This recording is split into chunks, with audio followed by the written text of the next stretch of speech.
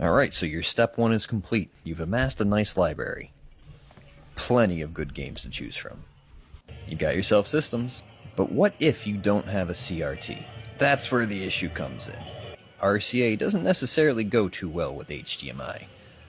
Analog and digital, yeah, kind of been a thing now for a while. But I did just get this PS2 to HDMI converter off the TikTok shop, so I'm going to go ahead and test it out. Now, it did have a 720 to 1080p switch on it, but it doesn't really matter because this is not an upscaler. You're not going to get 720 1080p. All it is a converter. It's just going to be able to play your analog games on a digital system. Luckily, you don't have to do too much work as the port fits perfectly inside of the output.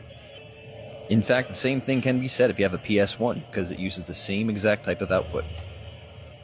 For this test, we'll be running it into the Elgato capture card, and as you can tell, it's not my first rodeo. In fact, if you've been to my stream before, you know exactly what it's like. I play off of physical media only.